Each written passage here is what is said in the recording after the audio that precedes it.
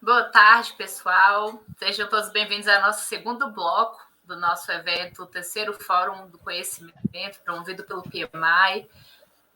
Gostaria de agradecer mais uma vez aos nossos patrocinadores, nosso patrocinador Diamante, FGV, Educação Executiva, nosso patrocinador Ouro, Project FI, e aos nossos apoiadores, Jump Treinamentos, IDP, ConaGP, Dismore, Compass e Conexão Ágil. E agora, gostaria de passar a palavra para o Eduardo Conde Pires, com a palestra intitulada O Poder dos Dados, como transformar dados em insights estratégicos para impulsionar sucesso dos projetos em tecnologia da informação. Seja muito bem-vindo, Eduardo. O palco é seu. Ótimo, muito obrigado, viu, Laiane? Boa tarde, pessoal.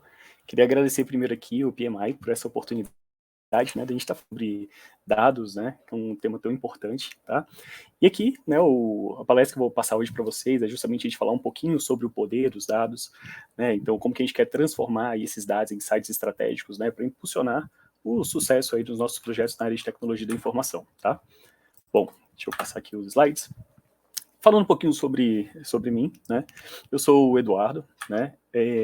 Antes de mais nada, eu sou pai, né? De duas crianças pequenininho, um casalzinho, né? O Davi com 3 anos de idade, a Maria Eduarda com 1 aninho, né? Sou marido, sou filho, né?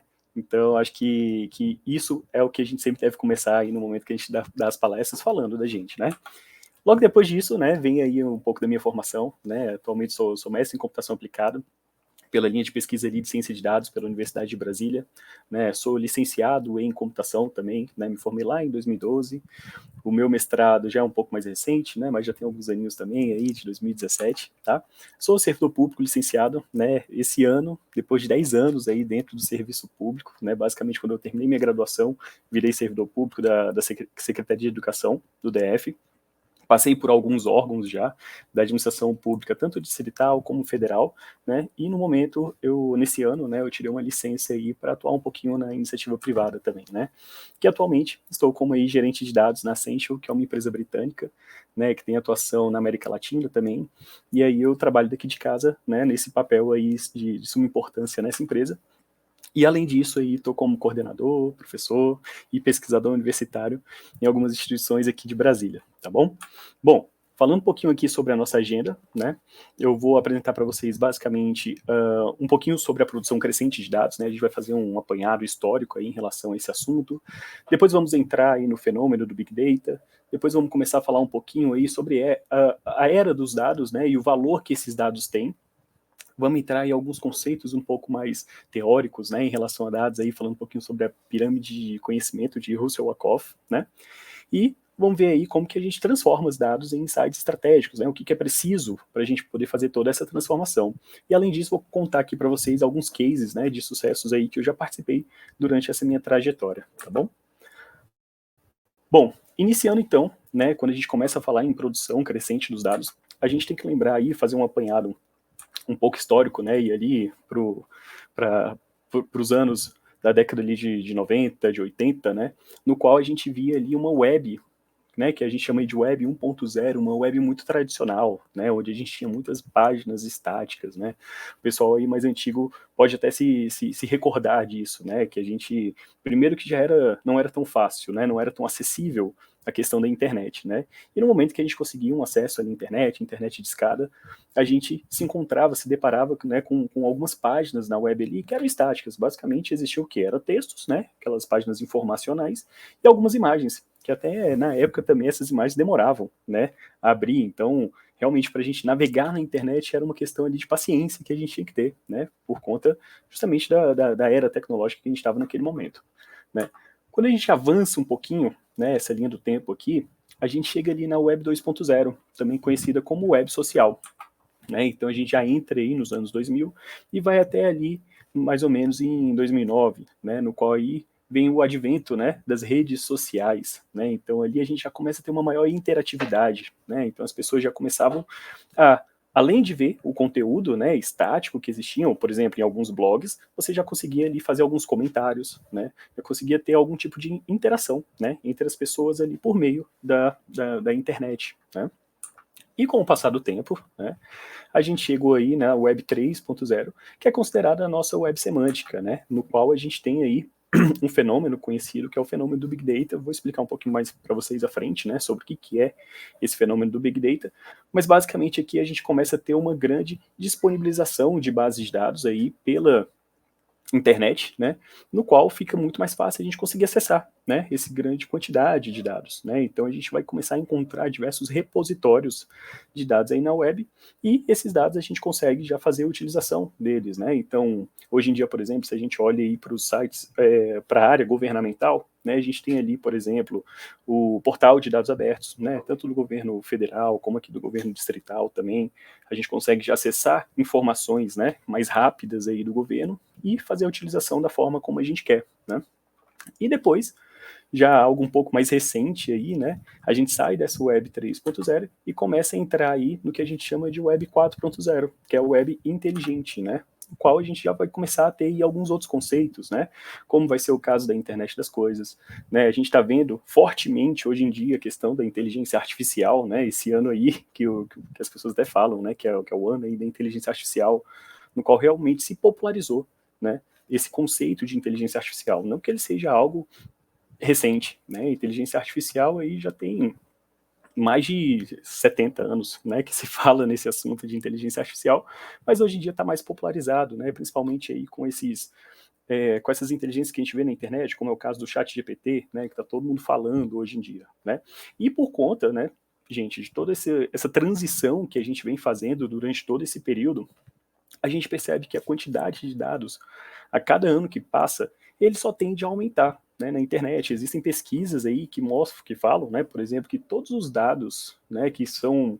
produzidos aí desse ano, ou melhor, do ano passado, né, para trás, ou melhor, todos os dados que são produzidos neste ano, né, equivale a 80% de todos os dados que a gente tem na web, né, então a cada ano que passa é meio que uma exponencial, né, então 20%, né, ano que vem, por exemplo, a gente vai ter, dos dados produzidos até o momento, é só 20% desse total, né, então é realmente uma quantidade muito avassaladora, né, de dados que a gente vem se deparando no dia a dia.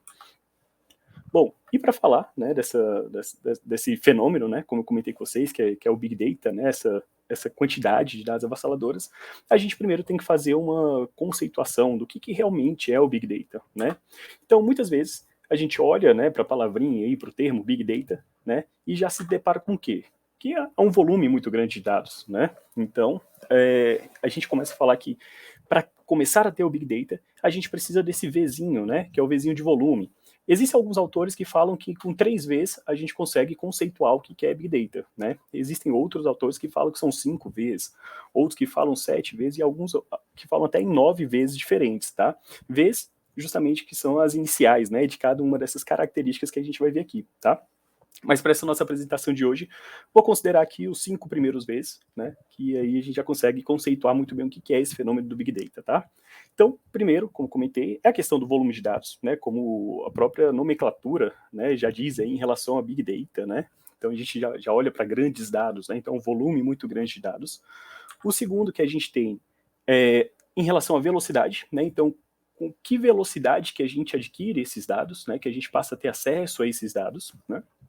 Um terceiro que a gente vê, o terceiro Vzinho aqui, já tem a ver com a variedade dos dados, né?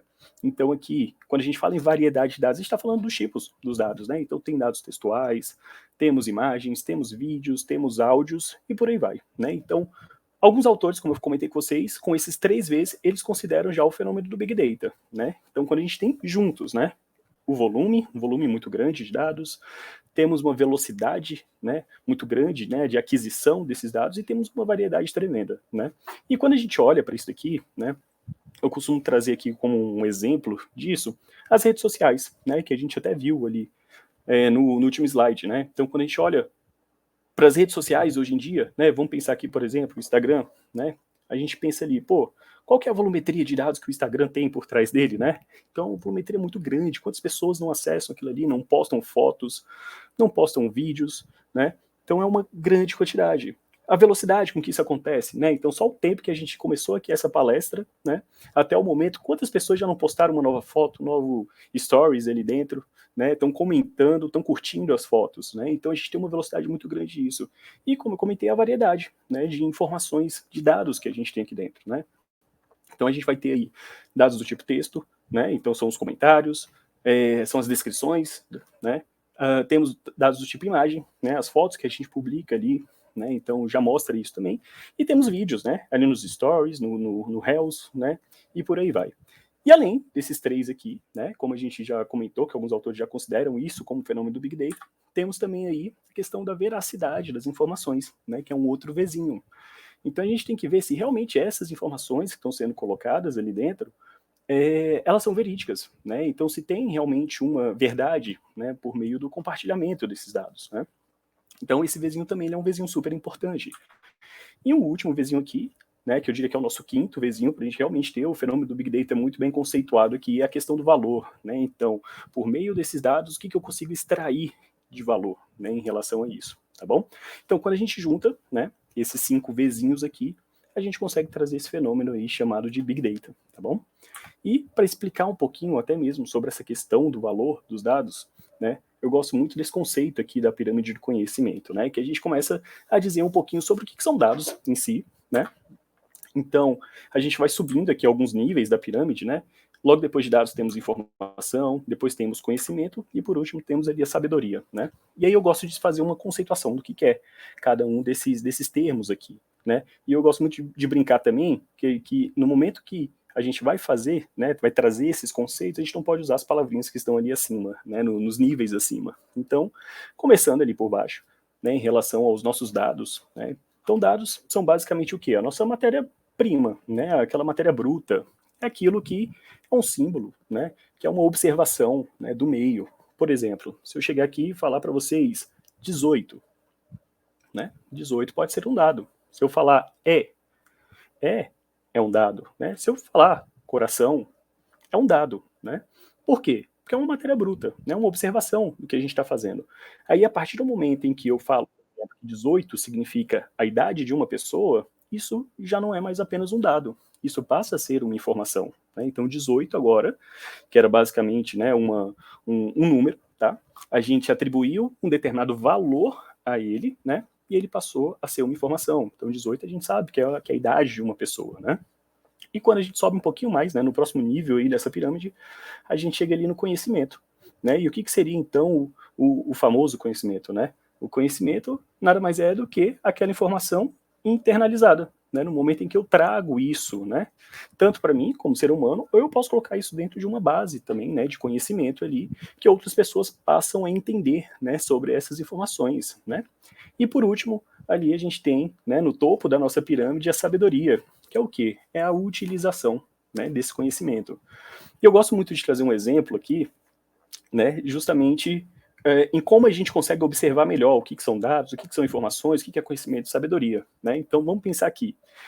Lá no primeiro nível, né, dessa pirâmide que a gente tem os dados, se eu pegar aqui e falar verde, amarelo, vermelho, né, são dados.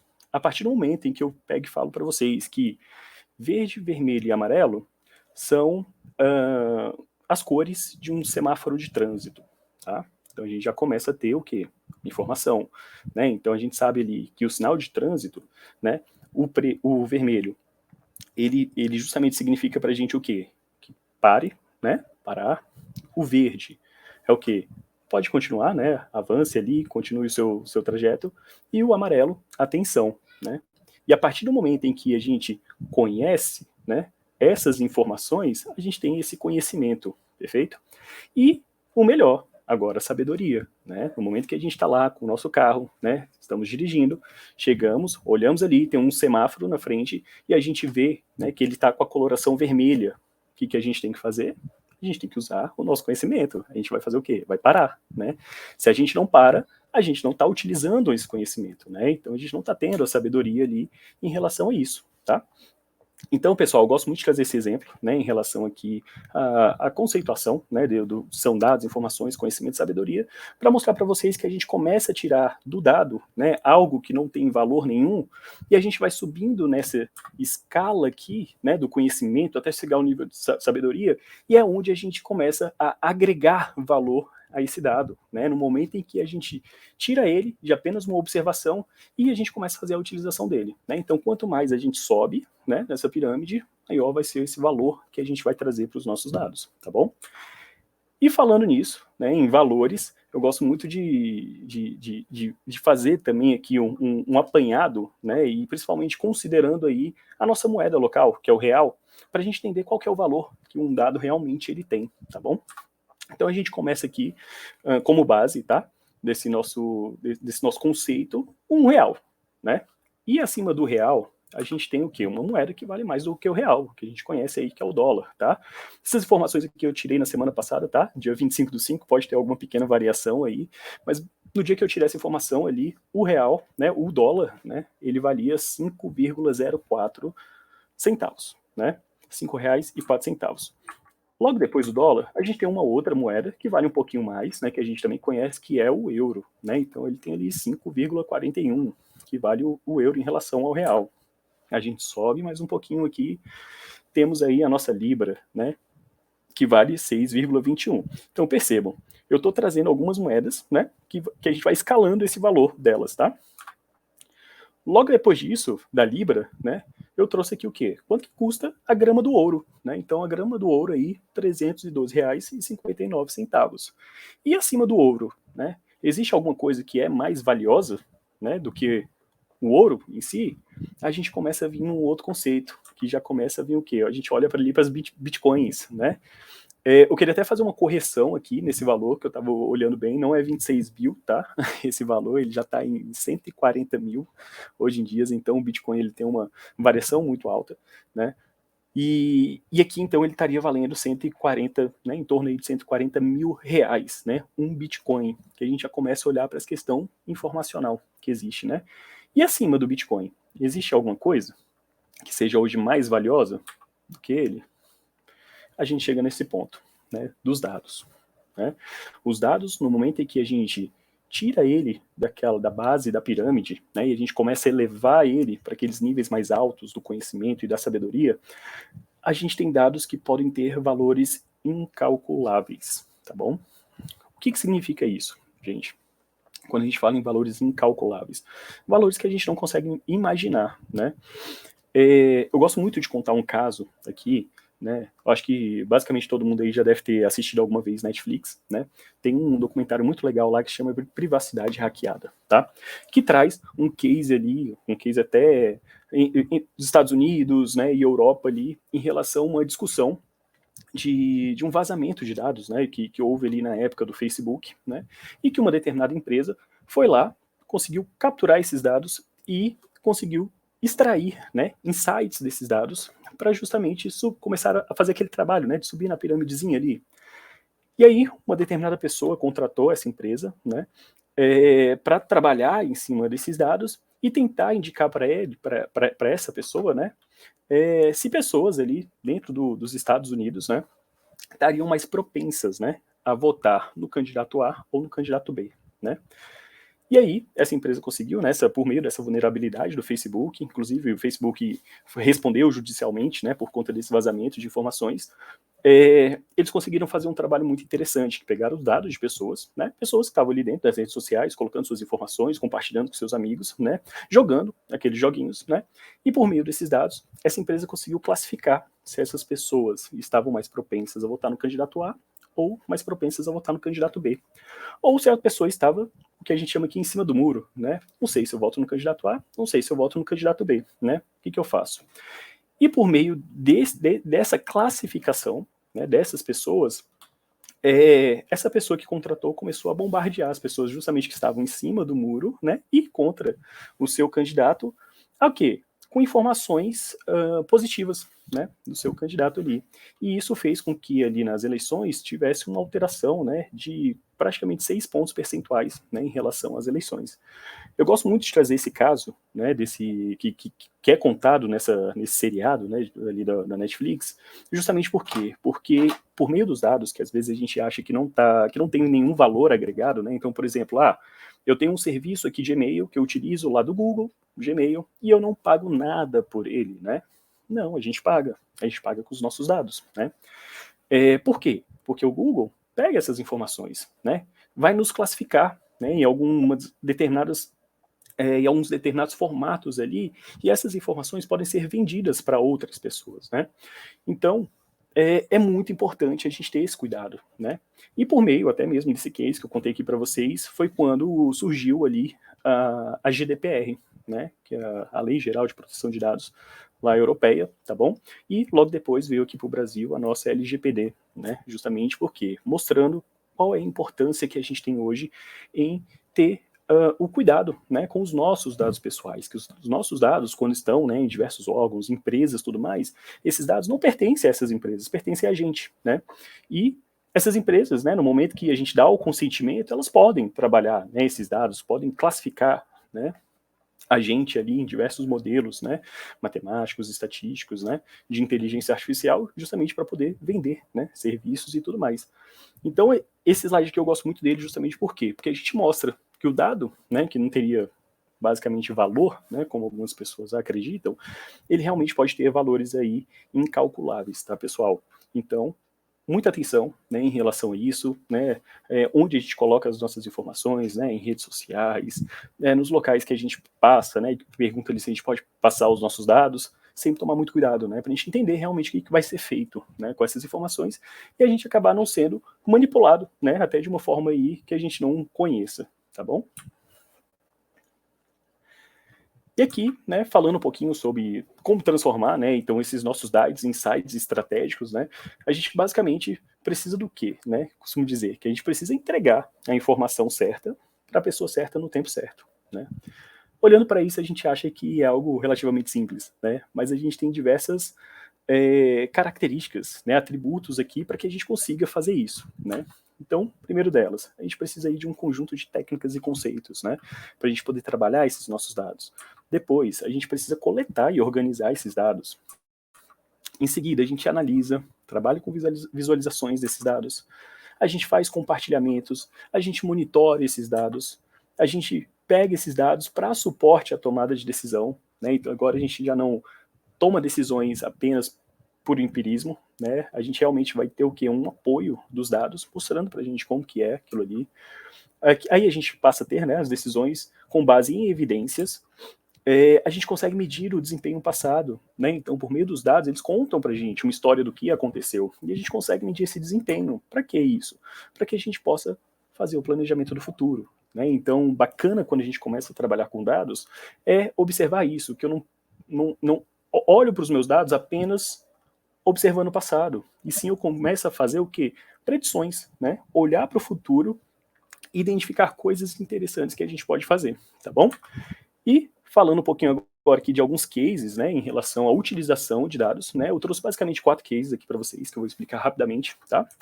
O primeiro deles é um case que, na minha época do mestrado, né, eu estava trabalhando ainda dentro da Secretaria de Educação aqui do Distrito Federal, na época, foi lá em 2016, 2017, né, e aí eu desenvolvi um modelo, né, que, observando os dados dos estudantes das escolas públicas aqui do DF, eu estava querendo uma forma de tentar fazer com que aqueles alunos não reprovassem no final de um ano letivo, né? E eu precisava encontrar um padrão, né? Precisava classificar esses alunos de tal forma que auxiliasse o professor a identificar quem poderia ter uma maior probabilidade de insucesso no final de um ano letivo, né? E aí a gente pegou ali dados do ano de 2015, né, fizemos uma amostra, basicamente ali, a gente puxou apenas os dados dos estudantes do terceiro ano do ensino médio, né, que são aqueles alunos que estão já para terminar a educação básica, e aí pegamos 17 variáveis sociais desses alunos, retiramos as 2 variáveis mais importantes que vão dizer sobre aprovação e reprovação de alunos, que é a nota e a frequência, né, retiramos isso, né? Utilizamos alguns conceitos de machine learning, né, para fazer um aprendizado de máquina e que a máquina pudesse identificar um padrão existente nesses dados que pudesse me dizer se determinado aluno iria ser aprovado ou reprovado no final de um ano letivo, né? E como que era basicamente esse processo? Eu pegava os dados, né, era ali mais ou menos quase 19 mil estudantes, peguei essas 17 variáveis, né, dentre elas ali a gente tinha o bairro onde a pessoa mora, qual escola que está estudando, qual que é a idade, se ela tem uma necessidade especial ou não, qual que é o sexo, masculino, feminino, a própria escola, tá? Entrava ali também nessas variáveis. E aí, a gente levou isso para um algoritmo, né? E perguntamos para ele, observe esses dados, né? Eu gostaria que você tentasse identificar para mim um padrão neles para saber se o resultado final aqui a gente vai conseguir acertar. Né? Eu peguei um ano fechado já, né, que é o ano de 2015, que a gente fala que é uma análise supervisionada de dados, né? Então eu peço para que o modelo ele aprenda e depois eu mostro o resultado para ele testar para ver se ele realmente acertou ou não. E aí, depois de 2 horas de processamento no meu notebook mesmo, né, ele chegou a um resultado ali bem interessante. Né? Primeiro ele começou a ter uma assertividade de uns 80%, e por meio de várias técnicas aí de mineração de dados, tudo mais, a gente conseguiu elevar esse resultado a 95%. Então, o que isso significa? Que ele tinha uma assertividade de 95% das vezes, né? Ele conseguia acertar se um estudante iria ser reprovado ou aprovado no final de um ano letivo sem olhar para a nota e frequência dele. E o que isso traz de insight para a gente? Um instrumento que pode chegar na mão do professor no início de um ano letivo, por exemplo, dentro da lista de chamada, mostrando, né, na frente do nome de cada aluno, se aquele aluno ali, ele tem qual é a probabilidade de reprovação que ele teria naquele ano letivo. E para que isso é bom? Né? Para que o professor ele tenha uma maior atenção àquele aluno durante aquele ano. Né? Então, olha só que interessante é a utilização dos dados para a gente fazer uma análise preditiva, né? E antes do que a reprovação acontecesse, o professor poderia ter acesso a essa informação e trabalhar com maior cuidado com esse aluno, né, sabendo que ele sim tem uma maior probabilidade de insucesso. E o legal era que depois com esse modelo a gente ia incluindo as notas, né, do ano letivo, então a gente pegou as notas do primeiro bimestre, depois do segundo, e incluindo, e esses dados iam alterando, né, então se o aluno fosse tirando uma nota maior, ia caindo essa porcentagem ali dele, tá bom? Então, esse é um caso de sucesso, né, que a gente conseguiu desenvolver, que eu acho muito legal da gente falar, né? Infelizmente, a gente não conseguiu implantar ele dentro da Secretaria de Educação, né? Um pouco, logo depois eu acabei indo para outros órgãos e a gente não avançou muito nesse trabalho para realmente chegar na mão do professor, né? Mas é um trabalho aí que a gente conseguiu fazer publicação, né, publicação internacional, tem mais de 250 citações aí pelo mundo inteiro, porque é um caso muito interessante com dados reais, né, e possibilidades reais aí de melhoria realmente em relação à utilização dos dados. Um segundo caso, né, tem outros casos aqui que eu vou passar um pouquinho mais rápido agora para falar com vocês, né, a gente tem um caso aí do Ministério da Educação, né, os últimos 2 anos e meio, eu estava como coordenador geral da área de governança de dados lá dentro do MEC, né, e aí a gente desenvolveu esses 2 projetos, né, que é a Rede Aprender e a Jornada do Estudante. O primeiro, basicamente, é uma plataforma de interoperabilidade e análise de dados da educação do país, no qual a gente quer conectar as 183 mil instituições educacionais, né, para que essas instituições possam trocar dados, informações entre si, desses alunos, né.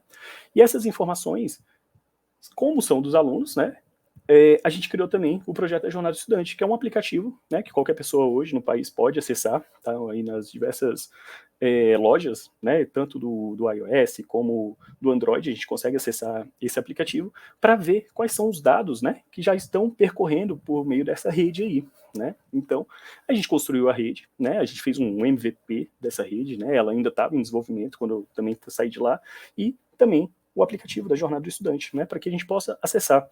E o legal desses 2 projetos é imaginar as possibilidades de construção de serviços que a gente pode ter daqui para frente, né?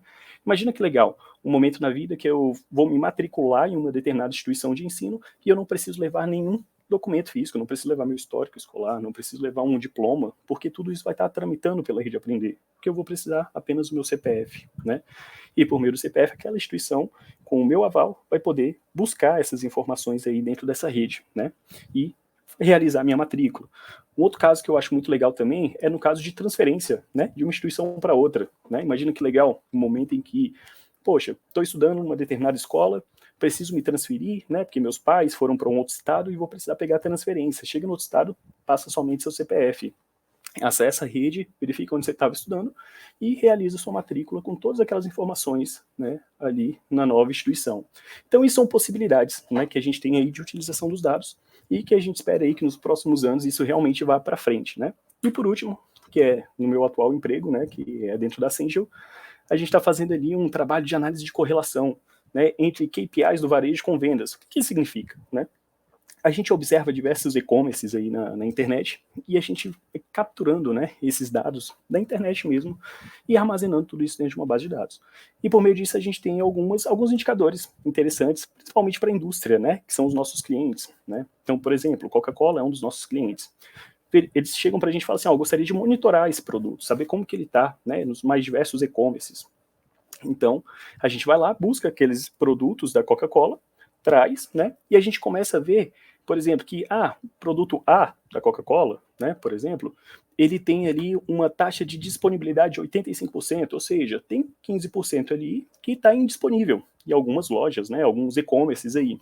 E se eu aumentar 1%, né, então de 85% de disponibilidade for para 86%, quanto de vendas isso realmente significa, né? Então hoje a gente está nesse trabalho, a gente está começando a chegar em alguns resultados bem interessantes também, né?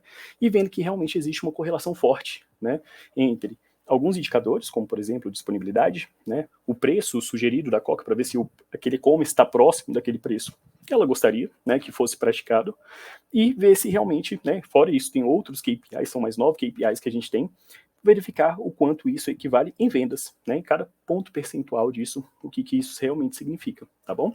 Então, aqui são 4 cases, né? Que eu queria trazer para vocês, justamente para mostrar, né, a importância que os dados têm e o que a gente consegue fazer isso, né? A utilização desses dados aí perante a sociedade, perante clientes e tudo mais, tá bom?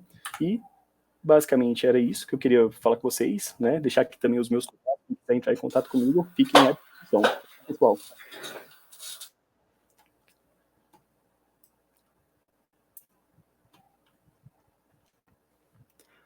Ayane, eu acho que tá no mudo. Não sei se é só para mim. Tá sim, foi no automático aqui. Obrigada. Temos algumas perguntas aqui. O Eliezer comentou, Eliezer Silva. Edu, a título de exemplo, você consegue informar outros 4 VS? Boa, Eliezer. Não vou conseguir agora, tá? Porque realmente tem um tempinho que eu li sobre esse trabalho em especial, né? Que falava ali de 9 vezes, né? Mas eu acho que não é muito difícil a gente encontrar isso aí por meio da internet, tá bom? Mas os principais, como eu comentei, são aqueles 5, né? E eu diria principalmente ainda aqueles 3 primeiros, né? Quando a gente fala em volume, velocidade e variedade, né? Veracidade e valor entra já no conceito aí de 5 vezes, tá bom? Pra gente conceituar realmente o que é esse fenômeno do Big Data. O Gustavo perguntou, no case do CIDF, quais foram os campos com maior relevância para determinar quem seria aprovado? Ah, perfeito, Gustavo. Sabia que essa pergunta ia vir, né? Porque eu acho que é uma curiosidade que a gente tem, né? Se a nota e a frequência não são considerados, né, na aprovação, então quais seriam esses principais campos, tá? Então a variável que deu maior relevância ali foi o bairro onde aquele estudante ele mora, né? Então isso realmente veio como top 1. Logo depois a própria escola. Então, olha só que interessante, né, a informação, que o bairro ele é extremamente relevante, né, então o contexto social onde aquele aluno está inserido, né, a escola em si, né, ela tem que ter uma boa infraestrutura, precisa ter professores qualificados, né, precisa ter uma proposta pedagógica muito boa também, que também isso considera, né, como um atributo, né, de alto poder de reprovação. E, em terceiro lugar, tem a ver com a idade da pessoa, né, então, no momento em que aquele aluno ele não está na idade certa, né, na série adequada, possivelmente ele terá uma maior probabilidade de insucesso, porque ele não vai se sentir, né, pertencente àquele meio. Então aí são as 3 principais variáveis, né, que a gente observou nesse modelo, que vai realmente dizer ali se vai ter um sucesso maior ou um insucesso daqueles alunos, sem a gente considerar os 2 principais atributos, que é a frequência e a nota, tá bom? Certo. A Maria Luísa Castro perguntou, quais as ferramentas que utilizam para classificar os dados? Ah, maravilha, Maria Luísa. Temos uma infinidade de ferramentas, tá? E cada ano que passa surgem mais, tá? Nesse case que eu comentei com vocês aí, a gente utiliza, né, técnicas ali de mineração de dados, tá?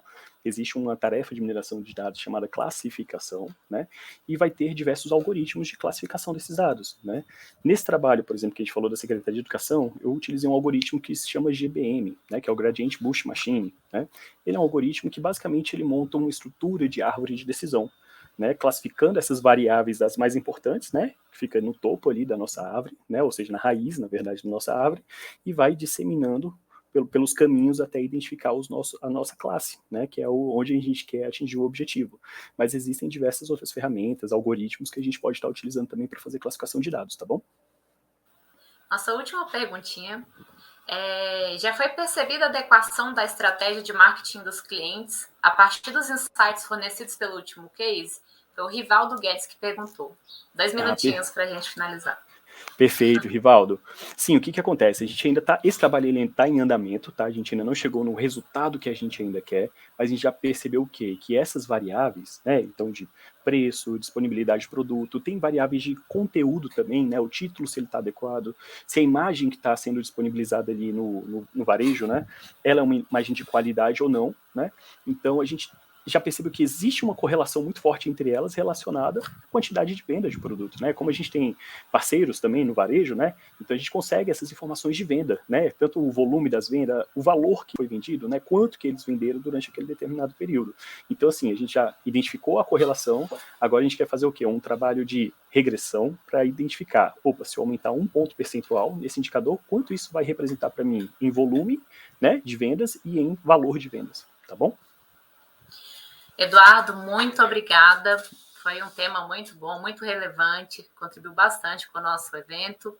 Espero que você participe mais vezes com a gente, contribua para a gente fomentar ainda mais essa questão de unir novas tecnologias com os projetos. Então, muito obrigada. Perfeito, obrigado, Pessoal, Laiane. quem não teve sua pergunta respondida, envie para o Eduardo, né, Eduardo? Eu tenho certeza que ele vai poder responder para vocês, tá? Então é isso. Obrigada, Eduardo. Muito obrigado, viu, pessoal? Até mais. Tchau, tchau. Até mais. Sol já pode encaminhar para a próxima sessão, tá? Até mais.